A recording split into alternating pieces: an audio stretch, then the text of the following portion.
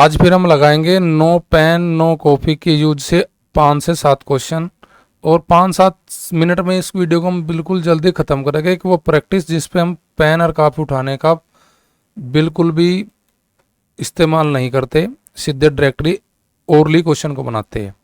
जैसे क्वेश्चन आपकी स्क्रीन पे है कि 9 फरवरी 1923 से लेकर 23 अप्रैल 2023 तक की अवधि के लिए 2000 रुपये आपने 7% वार्षिक दर पर साधारण ब्याज पर दिए, तो आपका ब्याज पूछा उसने।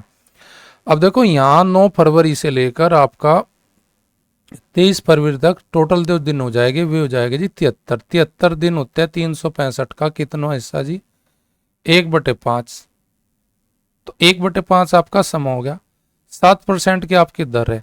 जब आप इस पीआरटी वाला फार्मूला लगाएंगे, मूलधन गुणा दर गुणा समय बटे 100 क्या करेगा, इस 2000 के 2 जीरो अपना आप ही मेंटली खत्म कर लोगे आप। 20 बचा, 20 को फिर ये 5 भाग करेगा तो 4 बचेगा, 4 गुना करेगा 7 में 7 चौक 28। बस क्वेश्चन हमारा सोल्व हो गया।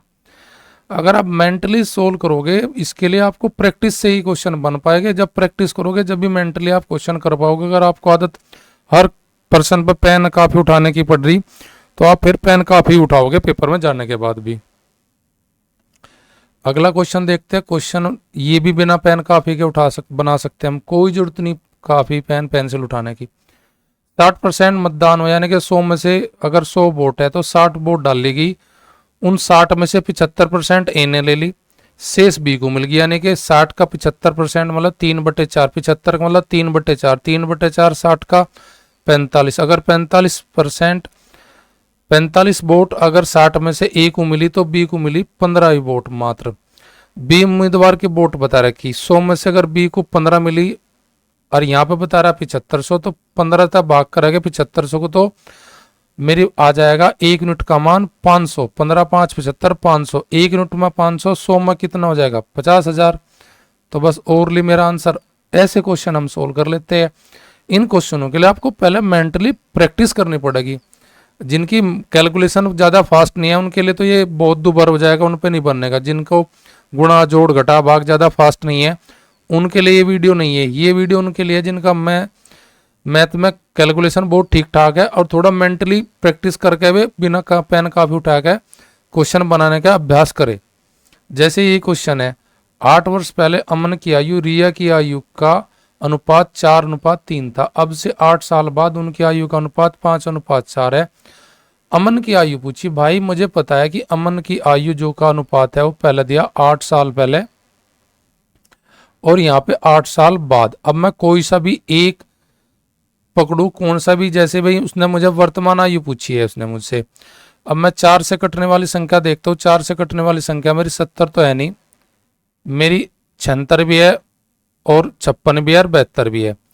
अब मैं यहाँ पे अगर 8 साल बाद की देखूं, मैं 8 साल का अनुपात पकड़ कर लूँ तो यहाँ पे मेरा क्वेश्चन 5 से कौन सी ऑप्शन कटती है वही मेरा आंसर क्वेश्चन कर देगा। देखे अब मैं यहाँ पे कैसे बनाऊंगा, देखो 8 साल बाद की कह रहा हो, यहाँ पूछा वर्तमान की, तो मैं हर एक संख्या में 8 जोड़ के और वो ऑप्शन देखूंगा जो 5 से कट जाएगी। यहाँ पे मैं हर एक में 8 जोड़ लूंगा, 8 जोड़ के और वो ऑप्शन देखूंगा जो 5 से कट जाएगी। ये 84 हो जाएगा, ये 78 हो जाएगा, ये मेरे पास कितना हो जाएगा 64 और ये हो जाएगा मेरे पास 80। और 80 से 5 से कटने वाली एक ऑप्शन है 80 है, तो यानी कि उसकी वर्तमान आयु मेरी 72 हो जाएगी। अगला क्वेश्चन सेम ऐसे ही है बिना पेन कापी का। ये कह रहा 241 मेरे पास केले है और उनमें अनुपात दे रखा 7/9, 3/2, 2/5।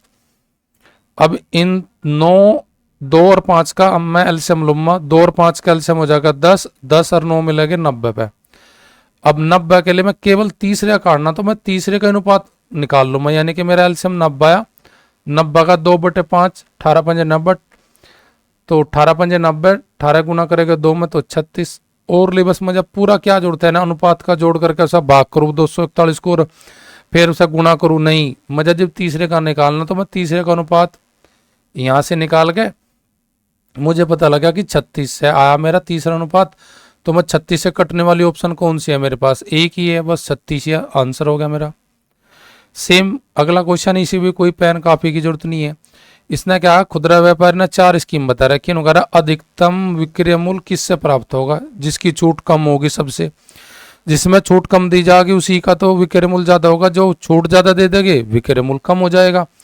अब देखो 14 की 2% आप नहीं जोड़ लो 28, ये मान लो आप और भी देख लो सीधा, कोई जरूरत नहीं माइनस करने की, दोनों गुना करके। यहाँ पे 51% हो जाएगा, 51%। यहाँ पे कितना हो जाएगा जी 29%, और यहाँ पे कितना हो जाएगा जी 20%। इनमें से कुछ गुणा करके घटेगा, तो इसमें भी कुछ घटेगा, इसमें भी कुछ घटेगा, इसमें कुछ घटेगा, पर इतना नहीं घटेगा कि सारा घट जाएगा। इन दोनों की गुणा का बटे 100 घटेगा। अब इनका जिनका जोड़ सबसे कम है वही अधिकतम मूल्य का होगा, तो सबसे कम जोड़ कौन सी छूट में, स्कीम 4 में आया, तो यही मुझे सबसे अधिक विक्रय मूल्य प्राप्त कराएगी स्कीम 5। तो ऐसे क्वेश्चन बनाने के लिए ज्यादा दिमाग लगाने की हमें जरूरत नहीं है, ओरली प्रैक्टिस करो और टिक मार के जीके की तरह आगे बढ़ो। अगले क्वेश्चन को टाइम दो जो हार्ड लेवल के है, जिन्हें हम पेन कापी उठा के ही सोल्व कर सकते हैं।